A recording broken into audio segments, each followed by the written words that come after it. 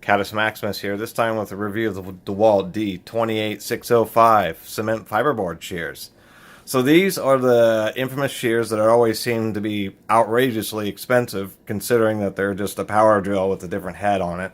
But I believe these heads are patented. And if you notice on a lot of the cement fiberboard shears, they all have the same head on them. So that tells you something about a patent. And of course they do have a patent number there, so you could look that up and find out who came up with these. So the reason that this design is so important is because it has a nice long foot here. And it doesn't actually cut, it kind of just pushes it through a gap. These these wouldn't even cut cardboard or anything. Cardboard boxes, these wouldn't even cut that. But anything that's really brittle, they will cut, and they just move the finger back and forth.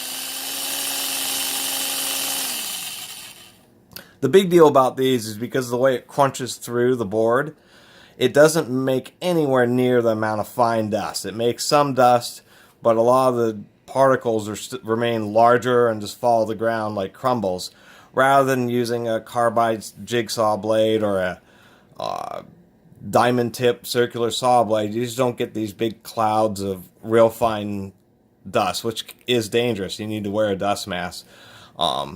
Once you get used to these, they're really nice.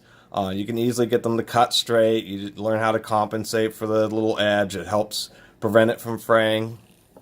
And so if you're ever putting things like hardy board siding or anything like that, these are the way to go. Ultimately, you do want a jigsaw because of the nature of the way they cut with those carbide blades, but this allows you to do all your cut-off operations and with not a lot of dust and not worrying about breaking boards. So that's just a quick review of a cement fiberboard shear.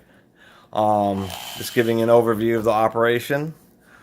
The heads, of course, are really heavy duty.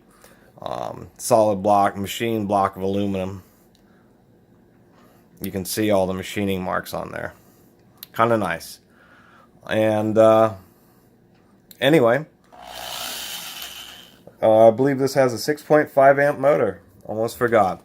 And it does have a trigger lock if you're just doing a bunch of different cut-off operations right there. Alright, thanks for watching. Catus Maximus out. Please subscribe.